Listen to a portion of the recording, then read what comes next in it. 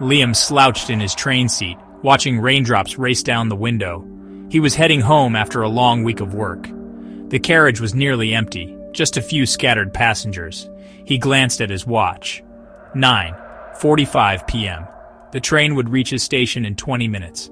Across from him sat a woman in her 30s, wearing a beige coat and holding a leather handbag. She stared blankly out the window. She hadn't moved since she boarded, not even when the ticket inspector walked by. Liam found her stillness unsettling. At the next stop, a man entered the carriage. Tall, dressed in black, and wearing a hood that shadowed most of his face. He sat 2 rows behind Liam. Liam felt the man's eyes on him, but shrugged it off as paranoia. The train rumbled into a tunnel, and the lights flickered. When they came back on, the woman across from Liam was gone. No sound, no trace, just an empty seat. Liam stood up and glanced around. She hadn't walked past him. He checked the restroom. Empty. His hands trembled slightly. He turned toward the man in black who was still seated. "Did you see where she went?" Liam asked, his voice uncertain. The man slowly smiled. "What woman?" Liam's heart pounded. He rushed to the next carriage, searching for her. Empty.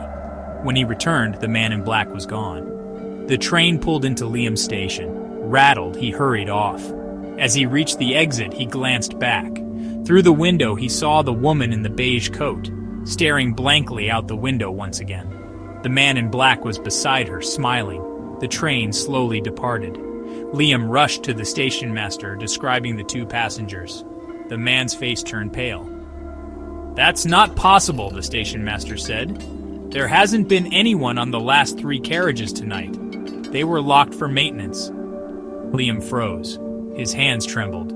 He turned back toward the platform, but the train was gone, swallowed by the dark night. A week later, Liam sat in his apartment, still shaken. Out of curiosity, he searched online for any unusual incidents on the train. What he found made his blood run cold. 2 years ago, a woman in a beige coat and a man in black were found dead on the very same train. The man had attacked her before taking his own life. Witnesses claimed their spirits sometimes appeared on late-night rides. Liam stared at the screen, then at the train ticket still in his hand. He realized he had shared a carriage with 2 forgotten souls. That night, he dreamed of the train again. Only this time, he was the forgotten passenger.